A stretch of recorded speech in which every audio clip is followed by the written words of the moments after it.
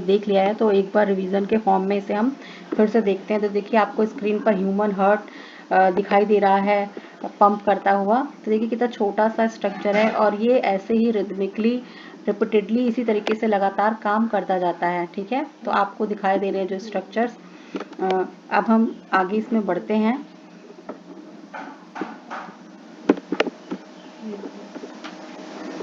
ठीक है, इसमें देखिए हाँ सबसे पहले हम फंक्शन ही देख लेते हैं कि जो ह्यूमन का सर्कुलेटरी सिस्टम है उसका फंक्शन क्या है।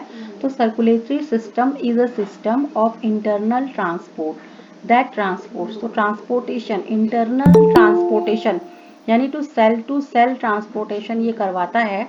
तो इस सर्कुलेटरी सिस्टम के थ्रू जो सेल टू सेल ट्रांसपोर्टेशन होता है, तो उसमें ये क्या क्या ट्रांसपोर्ट हो रहा है ये देखते हैं हम। तो इसमें ऑक्सीजन एंड कार्बन डाइऑक्साइड का ट्रांसपोर्टेशन होता है, न्यूट्रिएंट्स टू बॉडी सेल्स का ट्रांसमिशन होता है, waste products to specific sites for disposal, इनका भी ट्रांसपोर्टेशन होता है। यानी कि पहले ऑक्सीजन और कार्बन डाइऑक्साइड जो हैं वो अलग अलग ये एक सेल से दूसरी सेल को जाते हैं। तो ये कैसे जाते हैं, देखिए यही जो ऑक्सीजन और कार्बन डाइऑक्साइड का सर्कुलेशन है, एक्चुअली यही एक्सचेंज ऑफ गैसेज में हमने पढ़ा है। मैंने आपको उस टाइम पर जब ह्यूमन रेस्पिरेटरी सिस्टम पढ़ाया था और जो मैंने बेटा ऑडियो विजुअल आपको इसी तरीके की स्लाइड जो है रिकॉर्डेड आपको शेयर की थी बेटा, तो उसमें मैंने आपको बताया था कि जो एक्सचेंज ऑफ गैसेज है हम लोग वो सर्कुलेटरी सिस्टम में पढ़ेंगे। तो एक्चुअली कल हम लोग उसे डिटेल में देखेंगे, बट यहाँ पर हम इतना ही देख रहे हैं कि जो हमारा ह्यूमन का सर्कुलेटरी सिस्टम होता है is a system of internal transport. इसका ट्रांसपोर्टेशन किसका किसका करता है, ऑक्सीजन का, कार्बन डाइऑक्साइड गैस का करता है ड्यूरिंग गैसियस एक्सचेंज। और इसमें जो सर्कुलेटरी सिस्टम है वो भी इन्वॉल्व होता है, यानी ब्लड वेसल्स और हार्ट इन्वॉल्व होता है, साथ ही साथ लंग्स भी इन्वॉल्व होता है।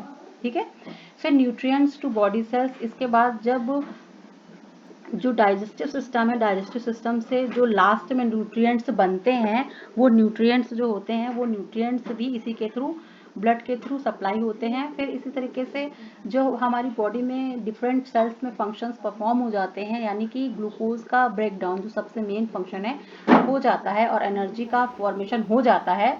तो क्या होता है कि एनर्जी का फॉर्मेशन हो जाने के बाद लास्टली क्या होता है कि कुछ वेस्ट प्रोडक्ट्स बने होते हैं फूड के डाइजेशन से, तो वो वेस्ट प्रोडक्ट भी ब्लड के ही माध्यम से जो है वो ट्रांसपोर्ट होते हैं। ठीक है, बिना किसी का माइक्रोफोन ऑन है तो आप लोग वो माइक्रोफोन ऑफ रखिए।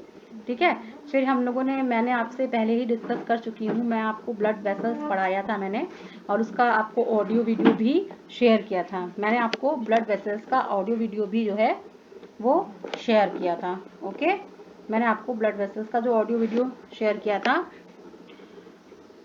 तो उसमें हम लोगों ने देखा था कि जो ब्लड वेसल्स होती हैं वो 3 टाइप्स की होती हैं ब्लड वेसल्स की मैमिलियन सर्कुलेशन में, जिसे आर्टरीज कहते हैं, वेन्स कहते हैं, कैपिलरीज कहते हैं।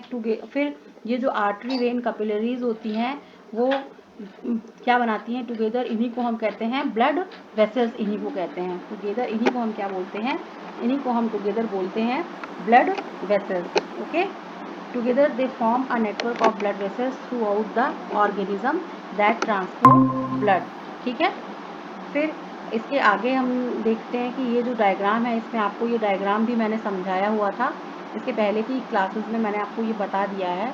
तो इस डायग्राम में देखिए कि यहाँ पर एक ब्लड वेसल है, इसका ये वेसल एक्चुअली क्या है, ये ब्लड वेसल देखने में तो इस शेप की होती है, ये ऐसे शेप की होती है, लेकिन इसी पर कवरिंग होती है। तो जैसे ये वेसल है तो एक्चुअली ये दिखती है ट्यूब लाइक स्ट्रक्चर है, जैसे कि पानी का पाइप होता है वैसी वेसल्स होती हैं, लेकिन ये तीन कवरिंग से बनी होती है, 1 लेयर, 2 लेयर, 3 लेयर होती है इधर भी, और ये भी इधर भी होती है। एक्चुअली कि ये ऊपर और नीचे की कवरिंग नहीं है। जैसे आप गोल्ड पाइप को एज्यूम करिए, वो पाइप में 1 2 3 3 सरफेस हो, उस तरीके का आप समझिए।